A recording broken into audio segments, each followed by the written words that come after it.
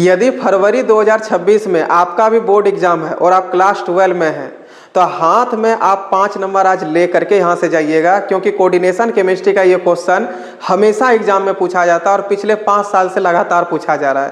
तो अब एकदम सही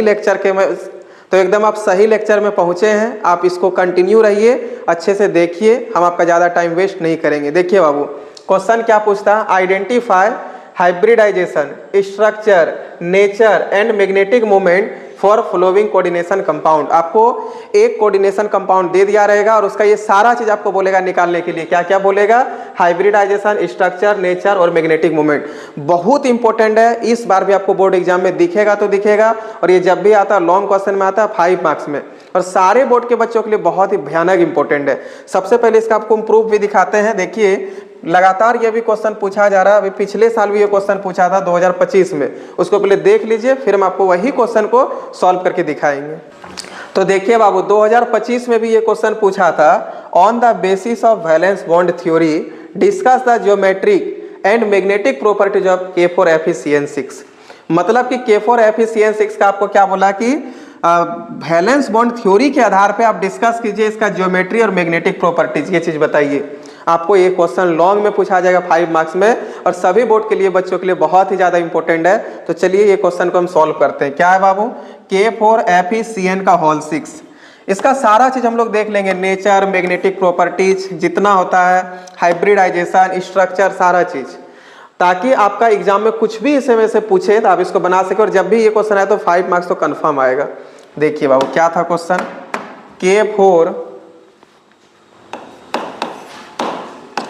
K4Fe-CN होल 6, CN का होल 6, ये है क्वेश्चन। अब देखिए बाबू, सबसे पहले हम लोग इस क्वेश्चन को सॉल्व करते हैं, लेकिन सॉल्व करने से पहले आपका पहला काम रहेगा इसमें जो सेंट्रल एटम है उस सेंट्रल एटम का कोऑर्डिनेशन नंबर निकालना, सॉरी ऑक्सीडेशन नंबर निकालना। ठीक है, जो सेंट्रल एटम है उसका क्या निकालना, ऑक्सीडेशन नंबर। सबसे पहला काम यही है, ऑक्सीडेशन नंबर इसका कैलकुलेट करना है। तो देखिए बाबू, K4 है, आप जानते हैं कि पोटासियम किसमें आता है, ग्रुप नंबर 1A में आता है। देखिए, हलीना करे रब से फरियाद, ये ग्रुप नंबर 1A का एलिमेंट है, और ग्रुप नंबर 1A में जितना भी एलिमेंट होता है वो सारे एलिमेंट का ऑक्सीडेशन नंबर यानी कि उसका जो चार्ज होता है वो कितना होता है बाबू, +1 होता है। यहीं पे देखिए पोटासियम है, तो एक पोटासियम का चार्ज कितना होता है, +1, यहाँ पे लिख दीजिए। अब बाबू यहाँ पे सेंट्रल एटम में कौन है, आयरन है, Fe है, आप इसको X मान लीजिए, और इसका जो CN है, साइनाइड, इसका जो ऑक्सीडेशन नंबर होता है वो कितना होता है, -1 होता है, यहाँ पे -1 लिख दीजिए। और इस चीज को आप जानते हैं, ओवरऑल जो इस पे चार्ज होता है वो कितना होता है, 0 होता है ना, ओवरऑल पे चार्ज कितना होता है, 0 होता है। तो अब यदि आप ध्यान दे बाबू, तो चलिए हम लोग इसका ऑक्सीडेशन नंबर निकालेंगे इस सेंट्रल एटम का। तो उसके लिए हम लोग को क्या करना पड़ेगा, सबको पहले ऐड करना पड़ेगा। एक पोटासियम का +1, लेकिन है यहाँ कितना, 4 पोटासियम, तो क्या हो जाएगा 4 × 1, फिर प्लस दे दीजिए बाबू, यहाँ पे इसका निकालना है, इसको X मान लीजिए, फिर प्लस एक साइनाइड का -1, लेकिन यहाँ 6 साइनाइड है तो 6 × -1, ओवरऑल पे चार्ज कितना होता है, 0, तो इक्वल टू 0 कर दीजिए। अब देखिए बाबू, सबको यहाँ से ऐड कीजिए, 4 × 1 कीजिए, 4 हो जाएगा, प्लस X, 6 × -1, -6 इक्वल टू 0। अब देखिए X इक्वल टू, ये -6 को इधर कर दीजिए तो +6, और ये +4 को इधर ले तो -4, तो X इक्वल टू कितना हो गया, 2। यानी कि ऑक्सीडेशन नंबर हम लोग के पास +2 आया, किसका, आयरन का। तो यहाँ पे लिखिएगा, इसलिए ऑक्सीडेशन नंबर ऑफ आयरन यानी कि Fe इक्वल टू आ गया +2, और +2 का मतलब होता है बाबू 2 इलेक्ट्रॉन का निकल जाना। ठीक है, 2 इलेक्ट्रॉन का निकलना, यानी कि आयरन से 2 इलेक्ट्रॉन निकल गया है। अब यहां तक कर लेने के बाद आपको क्या करना है, इस आयरन का इलेक्ट्रॉनिक कॉन्फ़िगरेशन करना है। ठीक है, आयरन का इलेक्ट्रॉनिक कॉन्फ़िगरेशन कीजिए। देखिए बाबू, सबसे पहले यहाँ पे लिखिए Fe, और आप जानते हैं आयरन का एटॉमिक नंबर होता है 26। अब यदि आप इसका इलेक्ट्रॉनिक कॉन्फ़िगरेशन करते हैं तो 3d10, 4s2 3d10, यहाँ तक तो 30 पहुँचता था, सब बच्चों को याद ही है। चलिए बार करके दिखाते, लिखिए 1s2, 2s2, 2p6, 3s2, 3p6, 4s2 और 3d6। अब जैसे ही 4s2 तक पहुंच जाते हैं तो कितना होता है, 20 हो जाता है, लेकिन है कितना, एटॉमिक नंबर इसका 26 है, 26 है, तो 4s2 तक 20 हो गया, 3d में 10 इलेक्ट्रॉन जा सकता है, टोटल 10, तो 6 ही इलेक्ट्रॉन बचा ना, 20 तो यहाँ ही गया, बचा 6, वो 6 कहाँ चल जाएगा, 3d में चल जाए, तो 3d 6 हो गया। अब देखिए इसको थोड़ा सा बाबू सजाइए। बोलिए सर सजाने का मतलब क्या हुआ? सजाने का मतलब हुआ कि जितना भी एक ऑर्बिट मतलब सेम ऑर्बिट का जो जो इसमें सबसेल होगा उसको एक साथ रखना है। क्या करना है यहाँ पे देखिए, 1s2, 2s2, 2p6, फिर यहाँ क्या 3s2, 3p6, फिर 3d6, ये सब एक ही ऑर्बिट का सबसेल था, एक साथ लिख लिए। अब लास्ट में किसको लिख देना, 4s2 को लिख दीजिए 4s2। अब यदि आप ध्यान दे बाबू तो यहाँ से देखिए 2 इलेक्ट्रॉन हम लोग का निकला है। कितना इलेक्ट्रॉन निकला, 2 इलेक्ट्रॉन। और आप जानते हैं कि इलेक्ट्रॉन जब भी कभी निकलेगा तो बाहर वाले ऑर्बिट से निकलेगा, अंदर वाले ऑर्बिट से नहीं। कहां से निकलेगा, बाहर वाले ऑर्बिट से। तो बताइए यहाँ पे पहला ऑर्बिट है, दूसरा है, तीसरा है और चौथा है, तो बाहर वाला ऑर्बिट कौन है? कन्फर्म आप लोग समझ गए होंगे, चौथा नंबर वाला ऑर्बिट जो है सबसे बाहर वाला ऑर्बिट होगा, लास्ट ऑर्बिट होगा। तो इसी लास्ट ऑर्बिट से 2 इलेक्ट्रॉन हम लोग का क्या होगा, निकलेगा। ठीक है, यहाँ से 2 इलेक्ट्रॉन हम लोग बाहर कर दीजिए। देखिए बाबू ये जो 2 इलेक्ट्रॉन है ये बाहर हो जाएगा। ठीक है, 2 इलेक्ट्रॉन जब आप बाहर कर दिए, अब देखिए आपके पास क्या बचेगा, 1s2, 2s2, 2p6, 3s2, 3p6, 3d6 और 4s हो जाएगा 0, है ना, 4s 0। अब एक चीज यहां समझिएगा बाबू, देखिए क्या है, आप देखिए कि आयरन जो है, आयरन का जो लास्ट इलेक्ट्रॉन है वो 4 नंबर ऑर्बिट तक गया है। कितना नंबर ऑर्बिट में गया, 4 नंबर ऑर्बिट में। सबसे ज्यादा समझने वाला चीज यहीं पे है, 4 नंबर ऑर्बिट में गया है। ठीक है, तो आप समझिए यहाँ पे थोड़ा सा एक चीज को देखिए, ये हो गया न्यूक्लियस, ये हो गया पहला ऑर्बिट, ये दूसरा, ये तीसरा और ये चौथा। ठीक है, ये 4 ऑर्बिट है। आपको पता है बाबू कि यहाँ पे सिर्फ व सिर्फ s ऑर्बिटल होता है ना, जो पहला नंबर जो ऑर्बिट है इसमें केवल s ऑर्बिटल होता है। दूसरा वाला में बाबू s भी होता है और p भी होता है ना, s और p ऑर्बिटल दोनों होता है। और आप ये जानते हैं कि p जहां भी होता है 3 होगा। तीसरा वाला जो होता है इसमें s भी होगा, p भी होगा और d भी होगा। और चौथा नंबर जो है इसमें s भी होगा, p भी होगा, d भी होगा और f भी होगा। मतलब 4th नंबर ऑर्बिट में चारों ऑर्बिटल होगा, चारों सबसेल होगा, s भी, p भी, d भी और f भी। अब आप सोचिए बाबू, जो Fe है आयरन, इसका लास्ट इलेक्ट्रॉन इस ऑर्बिट तक आया है, 4 नंबर ऑर्बिट तक आया है। तो 4 नंबर ऑर्बिट में यदि आ गया है इलेक्ट्रॉन Fe का, आयरन का, इसका मतलब इसका 2 इलेक्ट्रॉन इस सबसेल में आया है। 4 नंबर जो ऑर्बिटल है उसका s सबसेल में 2 इलेक्ट्रॉन आया था।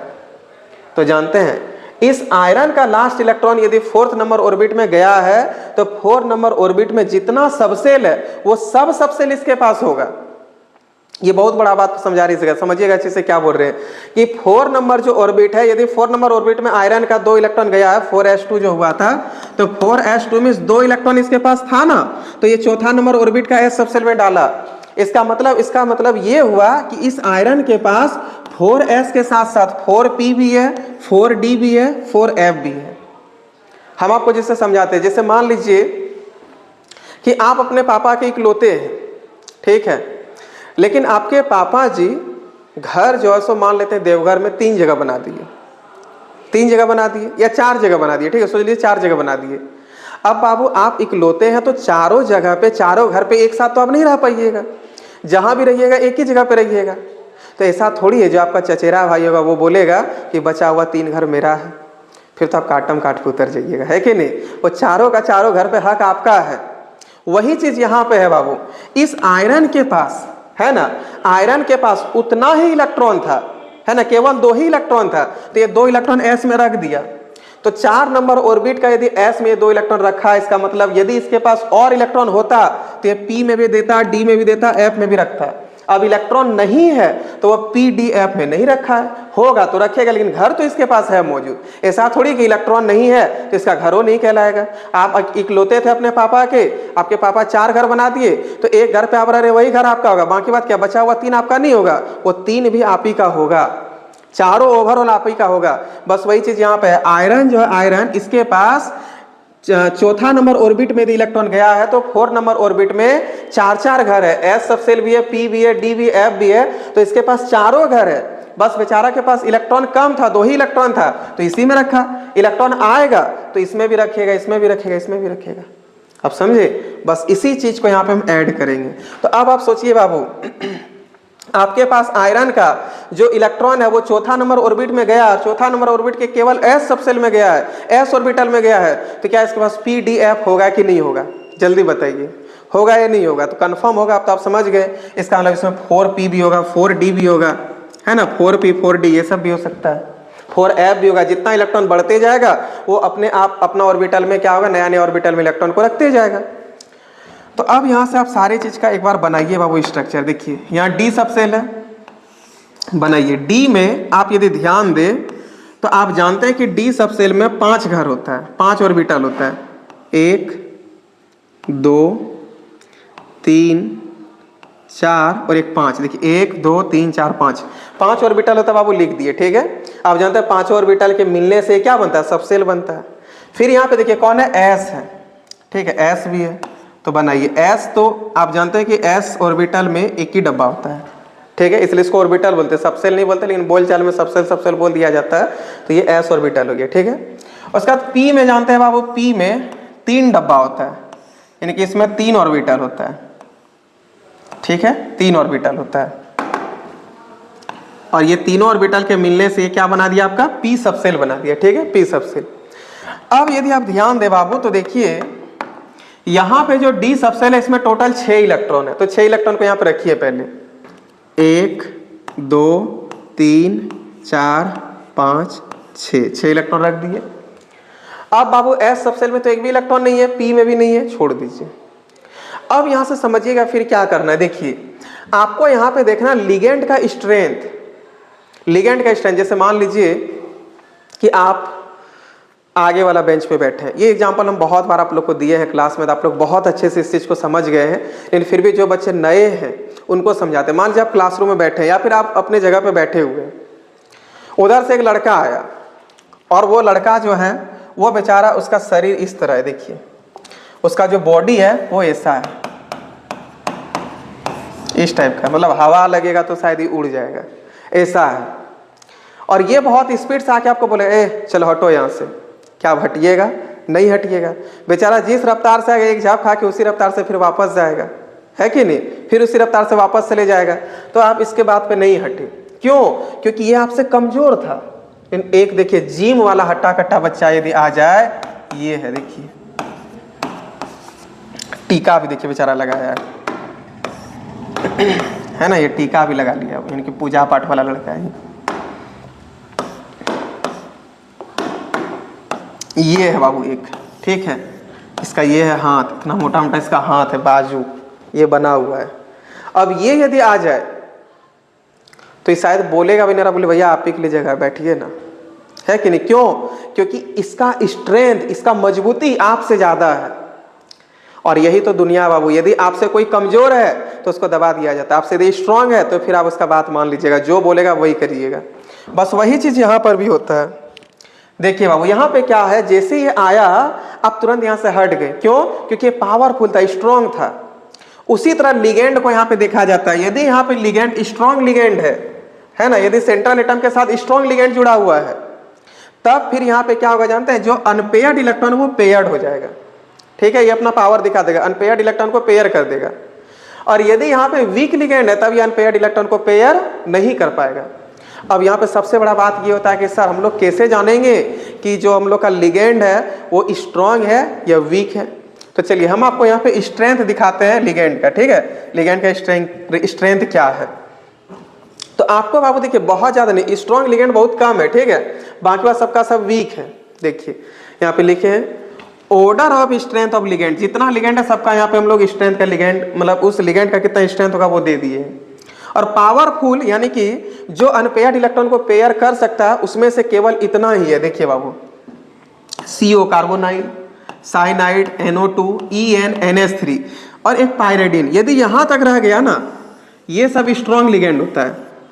ठीक है, ये सब स्ट्रॉन्ग लिगेंड है। यदि ये सब सेंट्रल एटम के साथ बॉन्ड बनाया है तब ये अनपेयर्ड इलेक्ट्रॉन को पेयर करेगा, लेकिन इसके बाद यदि कोई भी है तब ये सब अनपेयर्ड इलेक्ट्रॉन को पेयर नहीं कर पाएगा। ठीक है, तब ये सब अनपेयर्ड इलेक्ट्रॉन को पेयर नहीं कर पाएगा। यदि ये सब में से कोई भी रहा तब ये अनपेयर्ड इलेक्ट्रॉन को पेयर कर देगा, लेकिन इसके अलावा यदि कोई रहा तो ये अनपेयर्ड इलेक्ट्रॉन को पेयर नहीं कर पाएगा। आप इसका स्क्रीनशॉट ले लीजिएगा, इस स्ट्रेंथ को जरूर याद रखिएगा बाबू, ठीक है। मजबूत लिगेंड कौन है? कार्बोनाइल हो गया, साइनाइड हो गया, NO2 हो गया, इथिलीन 1,2 डायमाइन हो गया, एमाइन NH3 हो गया और पायरिडिन। ये दोनों का लगभग स्ट्रेंथ सेम ही होता है, लेकिन यदि एकदम 100% एक्यूरेसी पे आप जाइएगा तब आपका एमाइन NH3 इसका आपका क्या हो जाएगा, थोड़ा ज़्यादा हो जाएगा, ठीक है। NH3 थोड़ा सा ज़्यादा होता है किससे? पायरिडिन से। और ये सब यदि सेंट्रल एटम के साथ बॉन्ड बनाया है तो ये क्या करेगा बताइए, तो अनपेयर्ड इलेक्ट्रॉन को पेयर कर देगा, है ना। अनपेयर्ड इलेक्ट्रॉन को पेयर करेगा, क्यों? क्योंकि ये सबका स्ट्रेंथ बहुत ज़्यादा है। क्या ये चीज़ आपको अच्छे से समझ में आया? आई होप आप यहाँ तक आप समझ गए होंगे। अब हम इसके आगे बढ़ते हैं। देखिए बाबू, तो आप यदि यहाँ पे देखें, यहाँ पे साइनाइड है और साइनाइड देखिए स्ट्रेंथ में सेकंड नंबर में ही आ रहा है और यहाँ पे सेंट्रल एटम के साथ CN ही है। और ये क्वेश्चन पिछले साल पूछा हुआ क्वेश्चन, इसलिए हम इसको बता रहे हैं, ठीक है। यहाँ पे देखिए CN है, तो अब आप बताइए बाबू, जब यहाँ पे CN है तो ये अनपेयर्ड इलेक्ट्रॉन को पेयर करेगा कि नहीं करेगा? ऑब्वियस, एकदम करेगा, है ना। तो चलिए बाबू, अनपेयर्ड इलेक्ट्रॉन को पेयर कर दीजिए। अब देखिए ये तो ऑलरेडी पेयर्ड है, ये नहीं पेयर हो पाएगा। ये आकर के यहाँ पे इसको पेयर बना देगा और ये आकर के यहाँ पे इसको पेयर बना देगा, ठीक है। अलग अलग पेन से ले लेते हैं, ये आकर के यहाँ पे इसको पेयर बनाएगा। तो अब जो आपके पास बना और सबसेल वो देखिए कैसा बना बाबू। अब आपका D सबसेल कहीं ना कहीं ऐसा हो गया। 5 घर पहले बनाइए, 1 2 3 4 और एक 5 हो गया। अब आप इसमें जिसको इसको पेयर किया उसको लिखिए बाबू। देखिए ये तो पहले से पेयर में था और ये इलेक्ट्रॉन जंप करके इसमें आया और इसको ये पेयर बना दिया, ठीक है। और ये क्यों पेयर बन गया बताइए? तो यहाँ पे जितना अनपेयर्ड इलेक्ट्रॉन था वो पेयर क्यों बना बाबू? इसलिए क्योंकि यहाँ पे पावरफुल लिगेंड है साइनाइड, इसलिए क्या क्या अनपेयर्ड इलेक्ट्रॉन को पेयर कर दिया। और ये देखिए यहाँ पे एक इलेक्ट्रॉन था और ये इलेक्ट्रॉन जंप करके फिर से यहीं पे आ गया, ठीक। अब S और P तो बेचारा जैसा का तैसा रह गया, लिख दीजिए। S और P में तो कुछ हुआ ही नहीं है, ये सब बस खेल देख रहा था। S और P जैसा तैसा रह गया। अब आप यदि ध्यान दे बाबू, तो साइनाइड है और साइनाइड टोटल 6 है। और आप जानते हैं कि साइनाइड जो है वो मोनोडेंटेड लिगेंड होता है। मोनोडेंटेड लिगेंड को यूनिडेंटेड लिगेंड भी कहते हैं। मोनोडेंटेड लिगेंड या यूनिडेंटेड लिगेंड कितना बॉन्ड बनाता है? 1 बॉन्ड बनाता है। और आपको ये बात का जानकारी है बाबू, हर एक बॉन्ड को बनने के लिए 2 इलेक्ट्रॉन चाहिए। एक बॉन्ड को बनने के लिए कितना इलेक्ट्रॉन चाहिए? 2 इलेक्ट्रॉन चाहिए। और आप ये चीज जानते हैं कि हर बॉक्स में 2-2 इलेक्ट्रॉन जा सकता है ना। हर बॉक्स में 2-2 इलेक्ट्रॉन जा सकता है। तो सोचिए बाबू, यहाँ पे एक साइनाइड है, तो एक साइनाइड है तो ये 1 बॉन्ड बनाएगा ना, क्या कि साइनाइड क्या है आपका? साइनाइड क्या? मोनोडेंटेड लिगेंड है। तो साइनाइड जो सो मोनोडेंटेड लिगेंड है तो ये 1 बॉन्ड बनाएगा। लेकिन एक बॉन्ड को बनने में कितना इलेक्ट्रॉन चाहिए? 2 इलेक्ट्रॉन चाहिए, है ना। यानी कि एक CN को 2 इलेक्ट्रॉन चाहिए। और आप जानते हैं हर घर में 2-2 इलेक्ट्रॉन जा सकता है। जब हर घर में 2-2 इलेक्ट्रॉन जा सकता है तो हर घर में 1 CN जाएगा, क्योंकि हर CN के पास 2-2 इलेक्ट्रॉन है। क्यों? क्योंकि हर CN मोनोडेंटेड लिगेंड है और मोनोडेंटेड लिगेंड जो है सो 1 बॉन्ड बनाएगा। 1 बॉन्ड को बनाने में 2 इलेक्ट्रॉन चाहिए। तो बताइए हर घर में 1-1 CN आएगा कि नहीं आएगा? यही कारण है कि 1 CN यहाँ पे आ गया, 1 CN यहाँ, सब में 1-1 CN आ जाएगा, ठीक है। दीजिए बाबू यहाँ पे सब में 1-1 CN। देखिए सबसे पहले इस घर में 1 CN दे दीजिए, ठीक है। इस घर में 1 यहाँ पे CN दे दीजिए। 1 CN यहाँ पे भी आ जाएगा, 1 CN इसमें भी आ जाएगा। अब 1 CN ई वाला भी घर में आएगा और 1 CN ये भी घर में आएगा और 1 CN ये भी घर में आएगा। तो अब आप देखिए बाबू, थोड़ा सा ध्यान यदि दे, 2 1 3 और 3 6 CN था, 6 का 6 CN आ गया। देखिए 6 CN इसमें आ गया। अब यहां तक तो आप कर लिए बाबू, लेकिन अब सबसे इंपॉर्टेंट है इसका हाइब्रिडाइजेशन कैसे लिखेंगे। बहुत इंपॉर्टेंट। देखिए यदि आप इसका हाइब्रिडाइजेशन लिखते हैं बाबू तो ये भी सिंपल सा चीज है। आपको बस ये देखना है कि कौन सा घर में, समझिए कौन सा घर में कितना इलेक्ट्रॉन गया है, कौन सा घर में कितना इलेक्ट्रॉन गया, उस चीज को देखना है। तो चलिए आप यदि ध्यान दीजिएगा तो यहाँ पे जो D है, D में 2 इलेक्ट्रॉन गया है ना, तो हाइब्रिडाइजेशन ऐसे लिखना है। हाइब्रिडाइजेशन D में 2 इलेक्ट्रॉन गया है तो D2 कर दीजिए। जितना इलेक्ट्रॉन जाएगा उतना लिख देना है, ठीक है। D2 कर दीजिए। देखिए D सबसेल में 2 CN गया है तो D2 कर दीजिए। S ऑर्बिटल में केवल 1 CN गया है तो यहाँ पे S में 1 कर दीजिए, S1, ठीक है। S में कितना कर देना है? 1 कर देंगे। उसके बाद यदि आप ध्यान दे बाबू, जो P सबसेल है, P देखिए जो P सबसेल है इसमें टोटल 3 तो CN गया है, तो यहाँ पे P3 कर दीजिए। क्या कर देना है यहाँ पे? P3 हो गया हाइब्रिडाइजेशन, D2S1P3। अब 1 आप यहाँ नहीं भी लिख सकते हैं, D2sP3 भी लिख सकते हैं, ठीक है। अब है बाबू इसका स्ट्रक्चर, और आप जानते हैं D2sP3 यदि हाइब्रिडाइजेशन है तो इसका स्ट्रक्चर होगा ऑक्टाहेड्रल, है ना। स्ट्रक्चर इसका क्या हो जाएगा? Octahedral, octahedral. और आपको ये चीज का जानकारी है बाबू कि ऑक्टाहेड्रल का स्ट्रक्चर कैसा होता है। यदि आप नहीं जानते हैं तो चलिए हम आपको यहाँ दिखा देते हैं कुछ कुछ, ताकि आपको दिक्कत ना हो, एग्जाम में प्रॉब्लम ना हो।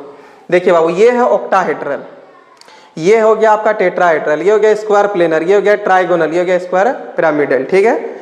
तो ऑक्टाहेड्रल है ये। तो ऑक्टाहेड्रल किसके लिए होता है? sp3d2 के लिए, यानी कि D2sp3 के लिए क्या होता है? ऑक्टाहेड्रल होता है। तो ये स्ट्रक्चर को आपको बनाना है, ठीक है। यहाँ पे क्या कर दीजिएगा? सेंट्रल एटम लिखिएगा। सेंट्रल एटम में कौन था? Fe, तो यहाँ पे Fe लिख दीजिए, और CN छवो यहाँ पे हर जगह पे CN लटका दीजिए, ठीक है। चलिए, तो ये स्ट्रक्चर आप कर लीजिएगा यहाँ पे, ठीक है। ये कर लीजिएगा, यहाँ भी बना दीजिए। चलिए बना देते बाबू। यहाँ पे सबसे पहले लिखिएगा क्या है, देखिए तो सेंट्रल एटम में Fe है, यहाँ पे आप भी लिखिए Fe। 6 CN है बाबू, एक CN यहाँ पे था, एक CN यहाँ पे है, एक CN को यहाँ दिखा दीजिए, एक CN को यहाँ पे कर दीजिए। टोटल 4 CN हो गया। एक CN यहाँ कर दीजिए और एक CN यहाँ कर दीजिए, और ये आपका क्या हो गया? ऑक्टाहेड्रल। थोड़ा सा इसको नहीं तो ऐसे कीजिए बाबू, देखिए ऐसे बना दीजिए। देखिए एक ठो CN को यहाँ पे ले आइए, एक CN को इस जगह ले आइए, ठीक है। अब एक CN को यहाँ कर दीजिए और एक CN को इसे कर दीजिए। हो गया किसका स्ट्रक्चर बताइए तो? ऑक्टाहेड्रल का।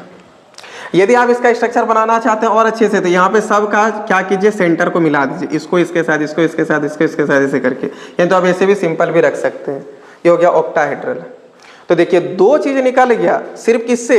यहाँ पे जैसे हम लोग ये कर लिए इलेक्ट्रॉनिक कॉन्फ़िगरेशन, तो हम लोग का सबसे पहला हाइब्रिडाइजेशन भी निकल गया, उसके बाद हम लोग का इसका स्ट्रक्चर भी निकल गया। अब पूछा था इसका नेचर, इसका नेचर क्या होगा? वो नेचर देखना है।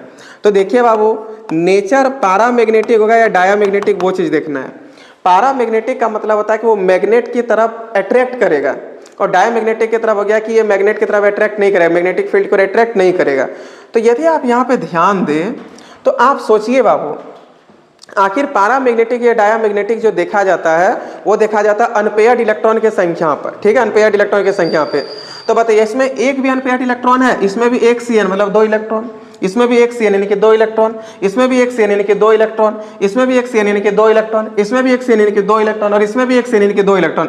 सब में 2 इलेक्ट्रॉन करके आ गया, तो अनपेयर्ड इलेक्ट्रॉन तो है ही नहीं। और जब कोई अनपेयर्ड इलेक्ट्रॉन नहीं है तो इसका नेचर पैरामैग्नेटिक नहीं डायामैग्नेटिक होगा। पैरामैग्नेटिक कब होता?